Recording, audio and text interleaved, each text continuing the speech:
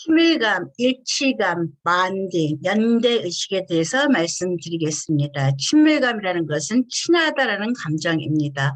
좋아한다라는 감정입니다. 우리가 함께 한다라는 감정입니다.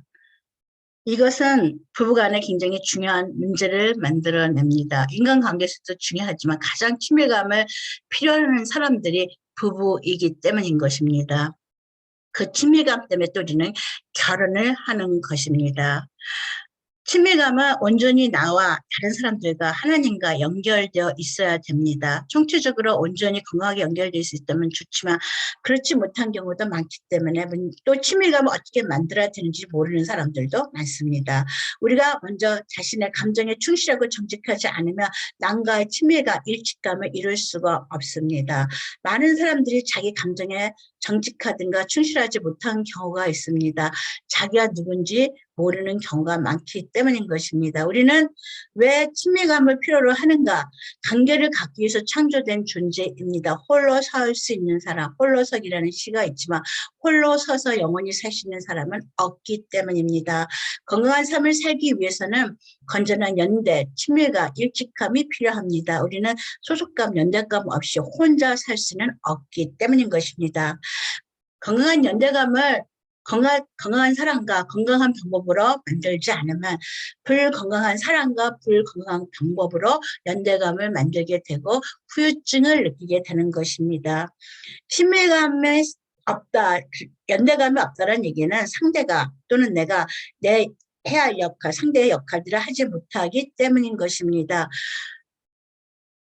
동양인들은 인간관계를 말할 때, 사람을 말할 때 인이라고 말했습니다. 중국의 한자 인은 혼자 설 수 없다라는 것을 말하는 것입니다. 사람은 같이 누군가가 같이 서는 한 사람이 서고 그 밑에 다른 한 사람이 그 사람을 지지하고 있는 관계, 그것이 중국의 한자 인간관계를 관계인간을 말하고 있는 것입니다.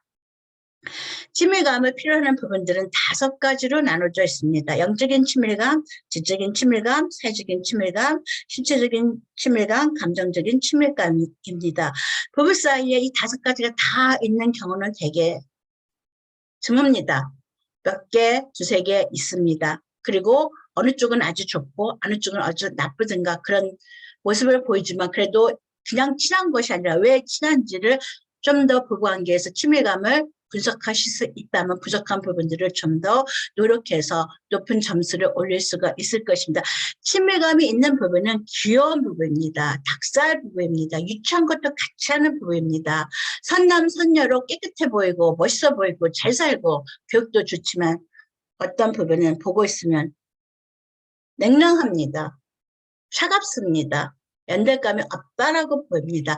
친밀감이 있는 부분은 그들이 잘 살고 못 살고 예쁘고 안 예쁘고 사회적인 지위가 있고 없고 그거와 상관없이 부부가 귀엽고 그리고 남처럼 닭살부부 행위를 하지만 남들 앞에서 친밀감이 없는 부분은 아무리 조건이 좋아도 남남처럼 보이게 되고 이 친밀감이 부부 결혼 생활에서 굉장히 중요한 요소인 것입니다.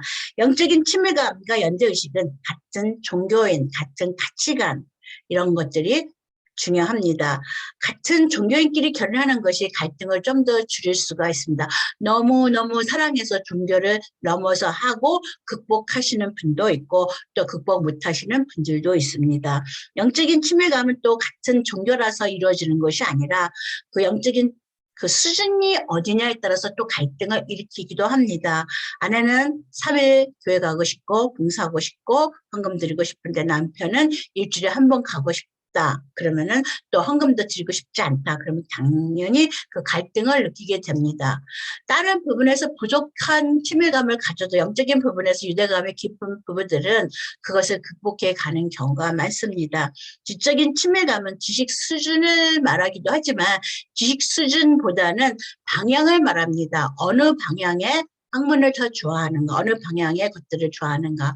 문과생과 이과생이 만나서 말할 수 있는 것들이 그렇게 많지 않을 것입니다. 그러나 문과생과 문과생이 만나서 말할 수 있는 거 많을 수도 있습니다. 아닐 수도 있지만은 그 방향을 말하는 것입니다. 그 공학을 말하는 사람하고 IT 말하는 사람과 문학 말하는 사람이 만나서 과연 얼마만큼 얘기할 수 있는지 많은 경우에 친밀감을 형성하기가 힘든 경우가 많습니다.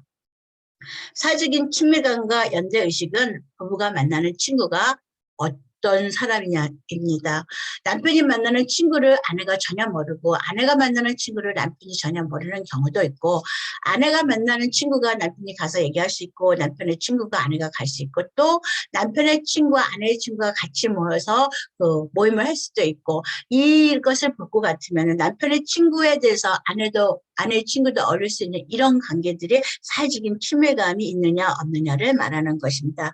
신체적인 친밀감, 성적인 친밀감과 연대의식은 부부관계에 굉장히 중요합니다. 부부는 사실은 그 친밀감과 이런 부부관계를 위해서 결혼을 하기 때문인 것입니다. 근데 이 신체적인 친밀감, 성적인 친밀감, 스킨십이라는 것이 사람마다 다 같지가 않습니다. 어떤 사람은 너무 많이 원하고 어떤 사람은 너무 많이 원하는 것이 부담스러운 경우가 있습니다. 또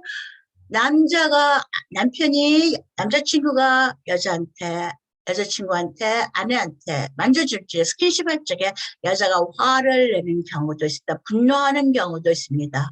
왜냐하면 남자는 자기가 원하는 대로, 자기가 원하는 방식으로, 자기가 원하는 때에 할 경우 여자는 원하지 않는 경우도 있습니다. 그러면 화를 내게 됩니다. 신체적인 친밀감, 성적인 친밀감과 연대의식은 그 부부의 횟수라든가 그것이 아니라 마음을 읽어주는 기술, 배려 이것을 말하는 것입니다. 감정적인 친밀감과 연대의식은 같은 감정대를 소유했느냐라는 것입니다. 같은 문화권 안에서 자라지만 같은 감정대를 갖고 있는 것은 아닙니다. 쉽게 말해서 개그 콘서트를 보고 남편과 아내가 같이 웃어주면 감정적인 친밀감이 있지만 같이 웃지 않고 남자가 아내를 쳐다보든가 아내가 남자를 쳐다보면서 왜 웃지? 하고 쳐다보면은 감정적인 친밀감이 적은 것입니다.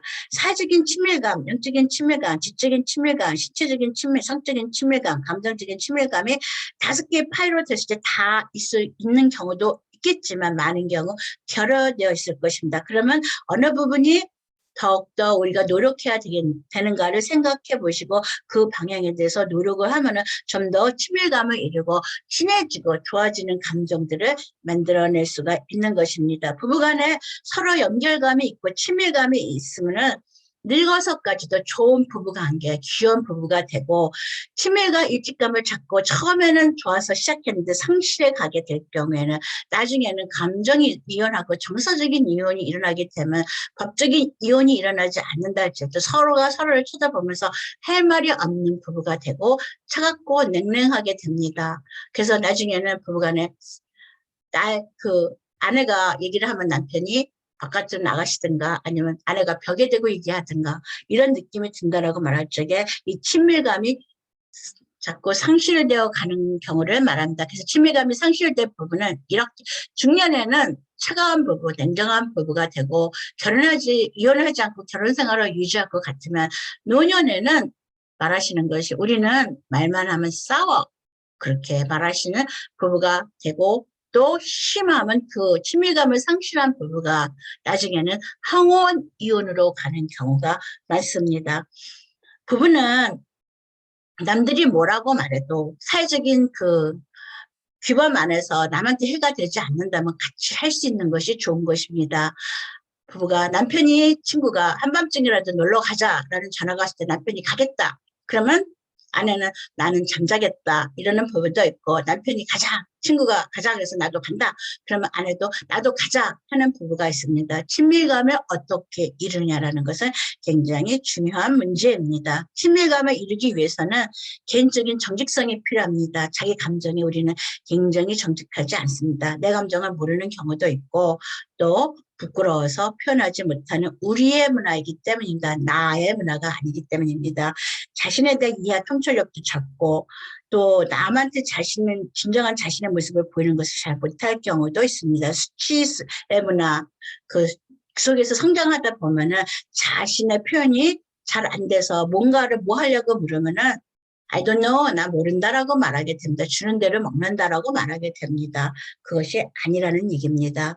늘 내 감정에 정직하지 않다면 친밀감이 형성되지 않습니다. 친구랑 얘기했는데 가식적으로 만나서 얘기하면은 되돌아설 적에 기분이 씁쓸하고 채워지지 않는 감정을 느낍니다. 그러나 부끄럽고 창피해도 솔직하게 말하면 친구랑 헤어질 적에 감정이 해소되어 있고 우리 친하구나 역시 라는 말을 하게 되는 것입니다. 다른 사람의 일을 도와줄 준비가 되어 있습니다. 남편의 일, 아내를 도와줄 준비가 되어야 되고 또 그것에 대해서 책임을 져야 되는 것이다. 남을 이용하겠다는 생각이 아닌 것이죠. 이렇게 해서 친밀감의 요소들이 있는데 친밀감이 부부가 처음에는 결혼할 적에는 아주 높다가 자꾸 상실되어 가면서 사라져 가게 되고 나중에는 음으로써 살게 되고 자녀 때문에 살게 되고 그리고 냉랭한 부부를 하다가 향후에는 또 항원 이혼을 하시든가 그냥 사시든가 어쨌든 여러 가지 모습들을 하시게 됩니다. 친밀감의 벽들은 정체성의 부재입니다. 내가 누군지 모릅니다. 무엇을 원하는지도 모릅니다. 무엇을 해달라고 말하지도 못하게 되는 것입니다. 낮은 자존감입니다. 사랑받을 자격이 없다고 생각해서 상대가 잘해줘도 자신감을 상실하는 것입니다. 항상 바빠서 충분하게 대화할 수 없는 경우가 많습니다. 그래서 친밀감의 그 벽들이 생기게 되고 제일 나쁜 것은 배우자에게 대한 혐오나 분노, 원망을 가지고 있습니다. 이것은 초결혼은 모든 결혼은 사랑 플러스 계약입니다. 이 계약이 굉장히 조용한 계약이라서 내 기대치에 못 미치게 되면은 혐오하고 분노하고 원망하게 되고 미워하게 되고 그래서 이것을 자꾸 쌓아가다 보면 나중에는 부부가 얘기를 할 적에 현란의 문제를 해결하는 것이 아니라 과거의 문제를 들고 와서 얘기를 하면서 감정이 더욱더 상해지게 되고 대화를 못하는 경우가 많습니다. 또 경쟁심이나 주도권 싸움을 하는 경우도 있습니다. 부부 사이에 내가 너보다 더 배웠어. 내가 너보다 더 돈 많이 벌어와. 우리 집안이 너보다 더 좋아. 여러 가지 이유들로 내가 잘났어 하고 그 배우자를 그 동등한 입장으로 바라보고 부족한 부분을 채워주겠다고 생각하지 않는다면은 그 주도권 싸움을 하게 됩니다. 또 남자와 여자의 역할에 대해서 너무 고착되어 있는 생각을 계속 갖고 있으면 지금 맞벌이 부부가 대세지만 여전히 그것에 대해서 또 맞벌이 부부 대세도 남편이 그러니까는 더 많은 돈을 벌어가는 적은 돈, 그 반쯤 벌어야 되는 이런 관계들을 고착화되어져 있으면 부부간의 관계에서 친밀감의 벽들이 생기게 됩니다. 처음에는 그렇게 시작해도 나중에 남편이 돈을 더 벌어올 수 없는 처지가 됐기는 아내가 나와서 가장이 되어야 되는 경우도 있습니다. 대체 능력이 있느냐 없느냐라는 것을 보여주는 것입니다. 화가 나고 분노하고 이렇게 되면 감정이 결여된 대화를 하게 됩니다. 그래서 싸울 적에 음주할 적에만 자기 본심이 드러나는 경우도 있습니다. 성적인 것에 대해서 부부간의 필요를 채워야 됩니다. 내 필요를 채우는 것이 아니라 상대의 필요를 채워줘야 되는데 내 것만 채우려고 적적해도 또 부부간에 원망과 미움이 생기게 되고 친밀감을 상실해 가기 시작합니다. 너무 많은 요구를 하든가 언어 폭력이 있다든가 이럴 적에는 그것도 친밀감의 벽이 생겨서 처음에는 정말로 좋아서 결혼을 했는데 어느 사이에 남들처럼 됩니다.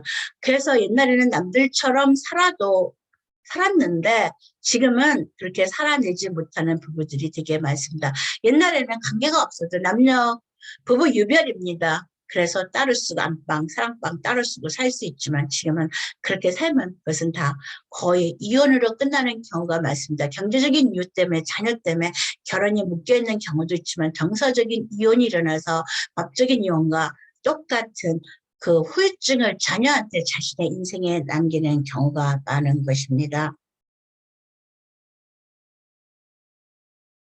그럼 이렇게 친밀감이 부재되어 있으면 부부가 늘 이렇게 살아야 되느냐?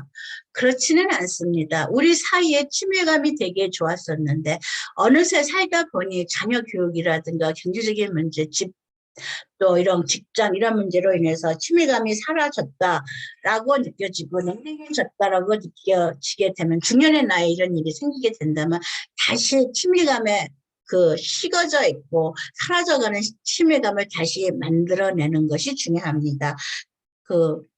차갑고 냉랭한 부부를 할지라도 이혼하지 않았습니다. 아직 다시 시작할 수 있는 여유가 있는 것이다. 첫 번째는 시간 관리를 잘해야 됩니다. 자녀로 인해서 서로 자녀 교육을 보충하기 위해서 일하기 바빴다 할지라도 부부간의 시간을 만들어야 됩니다. 맥도날드에 가서 비싼 것이 아니라도 빅맥이라도 먹고 얘기하고 뭐 산책이라도 하기 위해서 부부간의 시간 관리를 잘해야 된다. 아무리 자녀가 중요해도 부부만이 보낼 수 있는 시간을 만들어내고 부부만의 관계를 만들어내는 것이 친밀감을 다시 만들어낼 수 있는 것입니다.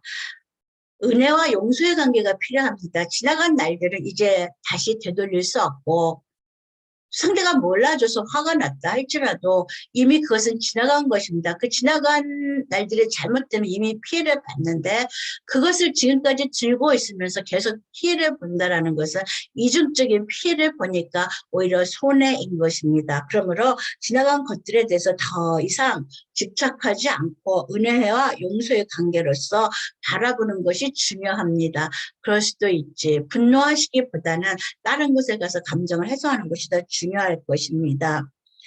대화를 조리 있게 하는 것이 필요합니다. 우리는 대화법을 잘 모릅니다. 유 메시지 잘 씁니다. 아이 메시지 안 쓰게 됩니다. 또 얘기할 적에 미리 한번 생각해 보시고 얘기하시기 바랍니다. 비즈니스 미팅에 가면 우리는 어떻게 그 주제를 프레젠테이션 할까 여러 번 생각합니다. 그러나 부부간의 관계, 아는 사람과의 관계, 친한 사람과의 관계에서는 그냥 있는 대로 말하고 감정을 쏟아내게 됩니다. 그래서 친밀감이 필요하기도 하겠지만 그것이 되풀이 된다면 서로에 대해서 피곤함만 쌓이게 될 것입니다. 대화를 조리 있게 하는 것이 필요합니다. 감정의 공유가 필요합니다. 남편이 화내면 아내도 화내십시오. 남편이 욕하면 아내도 욕해주세요. 부부간에 어떤 일이 있었냐면 남편이 아내가 어떤 이웃집 여자를 막 욕하니까 남편이 같이 그 이웃집 여자를 욕해주는 겁니다. 근데 많은 사람들은 아내가 이웃집 여자 욕하면 그 남편이 그 이웃집 여자 칭찬합니다. 그러면 남의 편이죠. 그러나 아내가 이웃집 여자 욕할 적에 그 사람이 잘했는지 못했는지 상관없습니다. 그냥 아내랑 같이 욕해주면 남의 편이 아니라 내 편입니다. 내 편, 그것이 친밀감, 일식감을 형성하는 것입니다. 이 부부가 처음에는 사랑으로 살다가 중년에는 우정으로 살고 전우애로 삽니다. 자녀를 키워야 되고 그리고 노년에는 연민으로 삽니다. 그러나 그것은 그래도 결혼이라는 그 룰 안에 시스템 안에 있는 사람의 경우고 그것이 깨지게 되면은 일찍함 친밀감이 없으면 중년의 부부 또 노년의 부부들 그 젊은 날의 부부들 결혼 5년을 하셨던 10년을 했던 이혼이라는 극단적인 선택을 하게 되는 것입니다. 이혼이 좋다 나쁘다가 아니라 부부간의 관계에 있어서 아직은 노력할 여지가 있을 적에 좀 더 어떻게 부부간의 관계가 그 친밀감이 어떻게 역할하고 어떻게 또 죽어지기도 하고 상실되기도 하고 어떻게 또 살아날 수도 있는가를 안다라면 좀 더 노력하신다면 노년에는 남들이 바라볼 적에 아 귀여워라고 말하는 그런 부부가 되실 수 있을 것입니다. 감사합니다.